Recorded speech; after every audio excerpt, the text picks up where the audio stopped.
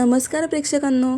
लग्नानंतर होईलच प्रेम ह्या मालिकेत धुलीवंदनानिमित्त देशमुख कुटुंब एकत्र रंग खेळताना दिसतायत. वसू आत्या आणि काव्या एका ठिकाणी बसतात. दोघेही भांग पिलेले असतात.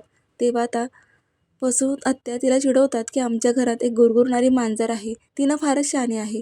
त्याच वेळेला काव्या म्हणते की आमच्या घरात अजून एक मांजर आहे ना, कारस्थान करणारी, ती पण फार शहाणी आहे. दोघी एकमेकींना चिडवतात आणि एकमेकींचे कान धरून पिळून खेळायलाच लागतात. त्यानंतर आता अचानक वसू आत्या म्हणतात की त्या शहाण्या मांजरीचा, म्हणजेच त्या गुरगुरणाऱ्या मांजरीचा आणि तिच्या टोळीचा मी पर्दाफाश केला होता 16 डिसेंबरला. हा शब्द ऐकून काव्या आता तिची तर पूर्ण नशाच उतरते भांगेची, कारण तिला आता भांग जरी पिला असला तरी ती पूर्ण शुद्धीवर असते आणि तिच्या हे लक्षात येतं की 16 डिसेंबरला जे प्रकरण घडलं होतं त्यामागे वसू आत्यांचा हात आहे. म्हणजे प्रोजेक्टरवरती फोटो दाखवून घरच्यांसमोर आमची बदनामी करण्यामागे ह्या आत्यांचा हात होता. हे सत्य समोर आलेलं आहे. तेव्हा आता काव्याच्या पायाखालची जमीन सरकली आहे. तिला हे सत्य घरच्यांना सांगायचे आणि आता काव्या ही वसू आत्यांचा पर्दाफाश करणार आहे. पाहायला विसरू नका लग्नानंतर होईलच प्रेम. धन्यवाद.